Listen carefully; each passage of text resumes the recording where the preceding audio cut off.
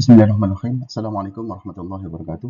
Sebelumnya saya ucapkan terima kasih kepada Bapak Dr. Joko Suharyanto SEMMCPOD selaku dosen untuk mata kuliah Manajemen Perbankan yang pada semester ini telah banyak berbagi ilmu kepada kami. Untuk presentasi kali ini saya Sumarsono, nomor induk mahasiswa 230201010088 akan menyampaikan tema digitalisasi perbankan di Indonesia. Sebagai pendahuluan bahwa pada pandemi COVID-19 telah membawa perubahan signifikan dalam berbagai aspek kehidupan termasuk sektor perbankan.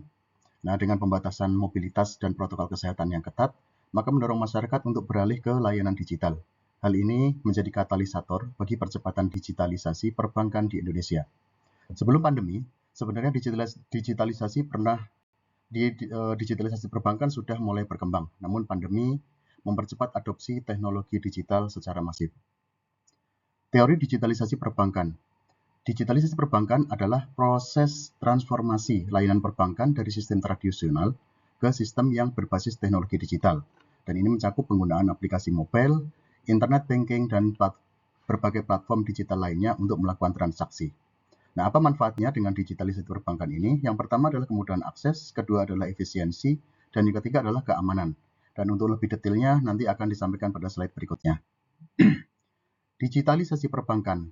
Di sini adalah perbedaan antara perbankan tradisional dengan perbankan digital. Yang pertama adalah dari kehadiran fisiknya, dia memiliki kantor cabang untuk yang tradisional. Kemudian untuk yang digital tidak memiliki kantor cabang fisik karena layanannya adalah secara online. Kemudian dari aksesibilitas, terdapat pada jam operasional kantor saja atau di kantor cabang. Tapi kalau digital itu dapat diakses dari mana saja. Kemudian proses pembukuan rekening membutuhkan kunjungan ke kantor cabang dan pengisian formulir fisik, itu untuk tradisional. Tapi dengan perbankan digital, maka dapat dilakukan secara online. Kemudian hal yang lain juga terkait layanan produk, biaya operasional, keamanan, pengalaman nasabah. Nah, ini semuanya tentunya lebih banyak perubahan dan lebih banyak menguntungkan kepada nasabah dengan proses digital. Kemudian digitalisasi perbankan terkait dengan layanan digital yang tersedia. Di sini ada 4, yaitu ada mobile banking, terus kemudian ada internet banking, kemudian ada uang elektronik atau e-money, kemudian ada QRIS, yaitu singkatan dari Quick Response Kode Indonesian Standard. Dan ini adalah keterangannya. Untuk jenis layanan digital bank. Jenis layanan digitalisasi kita kenal juga ada mobile banking. Ini kalau dari produk BCA itu ada BCA Mobile, kemudian dari Mandiri ada Live In by Mandiri, kemudian dari BRI ada Primo. Kemudian terkait internet banking juga sama, di sini BCA ada Klik BCA, kemudian Mandiri ada Mandiri Internet, Mandiri Internet Banking, kemudian BNI juga ada. Kemudian terkait dengan uang elektronik juga sama, uang elektronik atau e-money. BCA mengeluarkan flash, terus kemudian dari Bank Mandiri mengeluarkan e-money, dan dari BNI menjadi namanya tap cash. Kemudian QRIS, ada QRIS dari BCA, kemudian Mandiri dan BNI juga sama. Terus kemudian ada phone banking, ada Halo BCA, Mandiri Call, kemudian dari BNI juga ada BNI Call. Terkait SMS yang sebelumnya mungkin marak sebelum ramai seperti sekarang, ada SMS banking BCA, SMS banking dari Mandiri, atau SMS banking dari BNI. Kemudian yang ketujuh adalah digital wallet. Di BCA ada Sakuku, kemudian dari Mandiri ada Mandiri eCash, dan dari BNI Tap Cash. Kemudian produk yang ke-8 adalah virtual account. Virtual account kalau produk dari BCA itu virtual account BCA, dari Mandiri juga virtual account Mandiri, dan di BNI juga sama. Kemudian digital loan aplikasi. Ini ada macam-macam ya, ada KTA online, terus kemudian BCA personal loan, ada BNI Flexi. Dan yang ke-10 adalah investment service. Ada BCA Sekuritas produknya, kemudian dari Mandiri Sekuritas, dan dari BNI adalah BNI Sekuritas.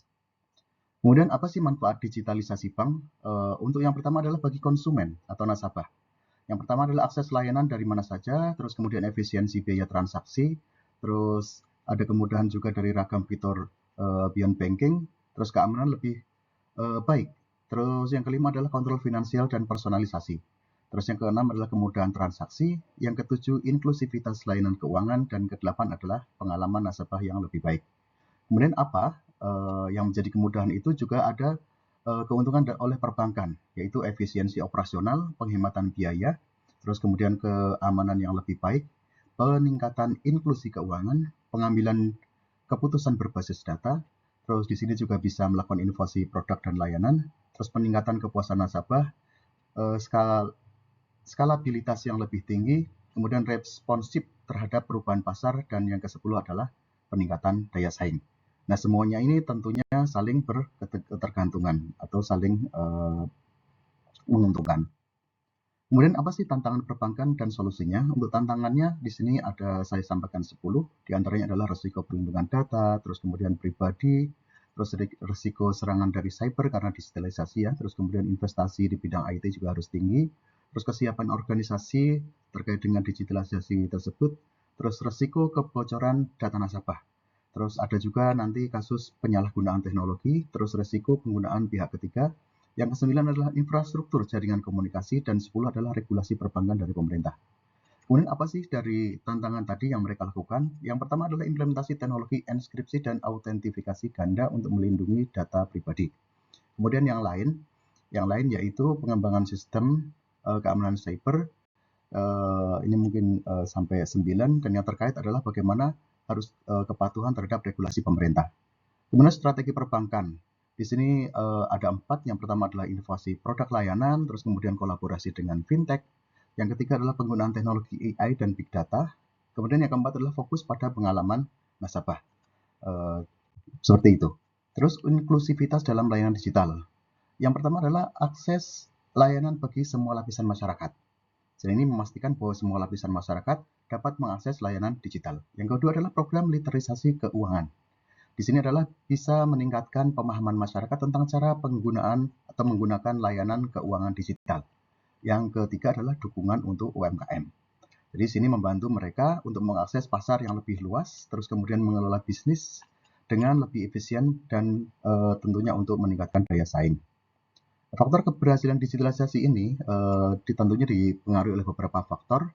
Di sini ada 7 faktor: formulasi strategi, kepemimpinan, budaya organisasi sumber daya, terus teknologi komunikasi, terus pengawasan dan monitoring. Yang ketujuh adalah terakhir pengawasan dan monitoring.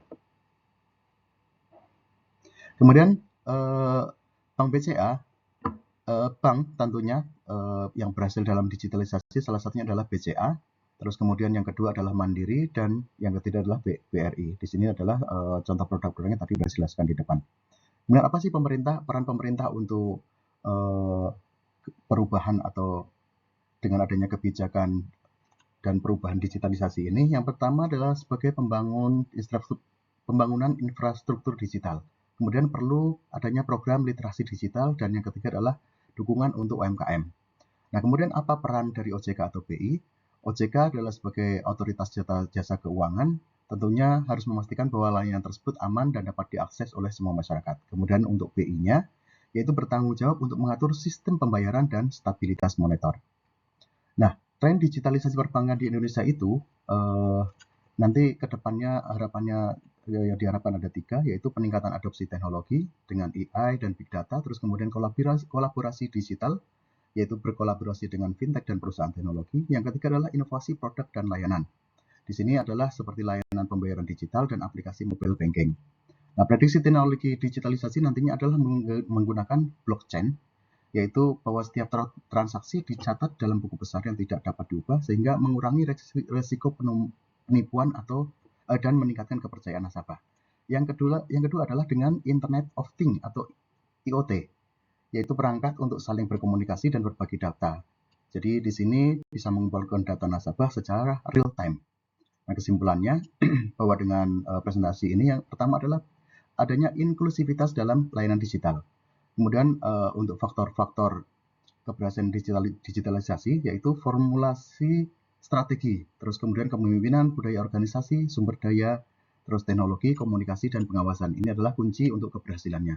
Kemudian pemeran pemerintah yaitu harus mendukung digitalisasi melalui kebijakan yang mendukung inovasi, akses yang merata, dan perlindungan konsumen. Yang keempat, bahwa masa depan digitalisasi perbankan ini adalah untuk peningkatan adopsi teknologi, terus kolaborasi digital, dan inovasi produk serta layanan. Jadi di sini tentunya penting untuk bisa beradaptasi dan melakukan inovasi seterusnya sehingga lebih maju. Terima kasih.